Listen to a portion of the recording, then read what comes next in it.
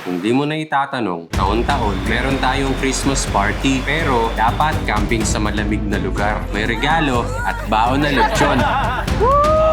Ngayon, sama-sama tayong umakyat sa ulap para ipagdiwang ang saya ng Pasko kasama ang mga bagong kaibigan na naging bahagi ng mga adventures natin ngayong taon. Naiiwan ko yung camp clothes ko. Bahala na. Pasko na. Ganda rito. Bago tayo umalis, ihanda muna natin yung mga gagamitin para sa community service. Birthday! Birthday! Yes. Baka maiwanan yung kasama namin. Naka-earphones siya. Nakatingin siya sa labas ng pintana. Nakasakay na pala yung isang kasama natin. Direk, himala. Nakasama ka. Hindi siya hindi siya mag-ahatid. Yay! Okay. I'm sorry. Wala akong camp clothes. Pwede na to. Sobrang excited na iwanan. Nung kompleto na, diretso na tayo sa unang stopover. Merry Christmas! Pili tayong kalamansi juice bago bumalik. Kain din muna tayo kasama sila Kuya Driver. Thank you, te. Good morning. Thank you. Lamig. Wala pa ba? Galing sa bus stop, kailangan nating ilipat yung mga gamit sa Monster Jeep. Ang lamig ng simoy ng hangin at nakaka-relax din yung amoy ng pine trees. So, dito na kami. Woo! Ganda ng weather. Hindi na. Bihis lang ako para ready na. Kakatamad magbihis. Ay! Lipat daw kami doon.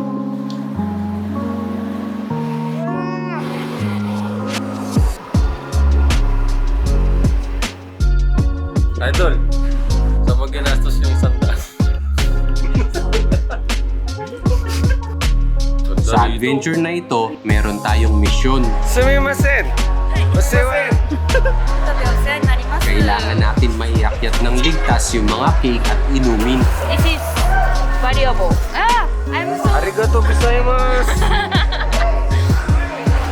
Itali din natin ng mabuti yung lechon para hindi tayo mahirapan magbuhat. Wow, so strong! Merry Christmas! Hey, reminders along the trail. Yung basura natin. Okay po? Basura natin.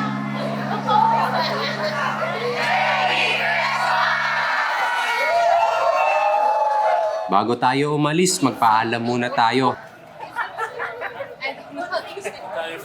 Let's go! 3! Let's go! Parang subgroup 1 natin. Let's go, guys! Kailangan pagdating sa campsite, malutong pa yung lechon. Kaya ibigay natin yung best effort. Thank you. Mount Urap. Merry Christmas! Christmas!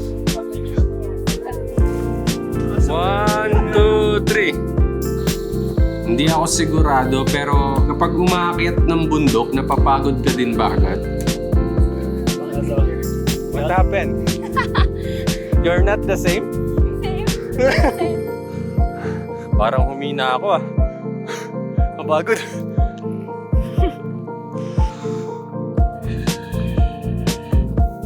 Tadaima! Uy, wag na tayong tumuloy. Uy, nasa na kayo? Uy, direct. Malamig yung simoy ng hangin, kaya kahit tanghali na, hindi masyadong nakakapagod.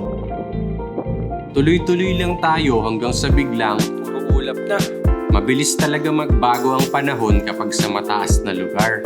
Tulong-tulong kami para hindi tayo mapagod sa pagbubuhat ng lechon. You should do deep breath and replace all of your dirty money. Yeah. Oxygen! Wala na kaming makita rito. Or papaitan. Beef stew. No, maybe we should say pizza. Ayun yung bato. Last food. Sabaw na kami. Gusto namin umuwi. Pero kaya. It hurts. Napapagod din pala yung mga import natin. Sakit pre.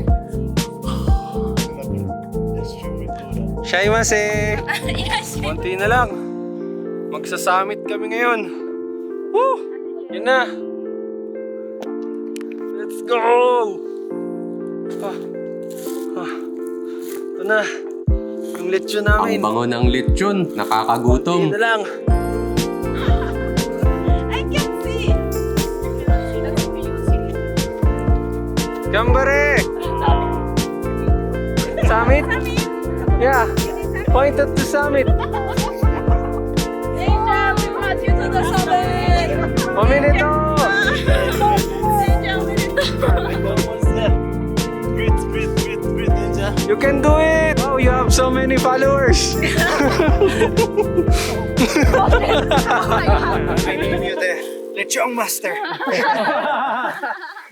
Di ba ang gaan lang? No? Bitawan mo. Yeah. Amazing. Di ba? We are taking you to the campsite. Let's go! Danger, don't worry. Everyone is participating. Sobrang nakaka-proud kasi ang lalakas na ng mga kasama natin. Daijou, oh. Daijou. Power lifter talaga yan. Otsukare sama? I'm tired. But it's tired.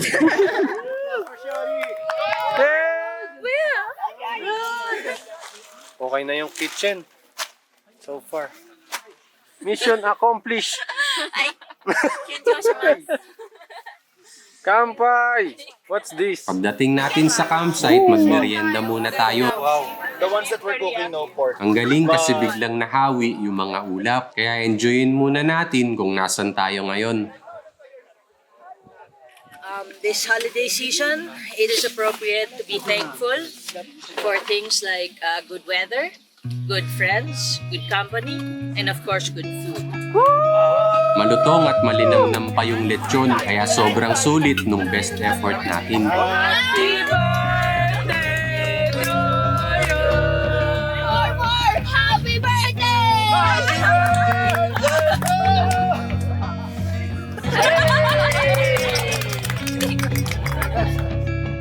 Pagsikat ng araw, sobrang lamig. Kaya mag-almusal muna tayo bago natin buksan yung mga regalo.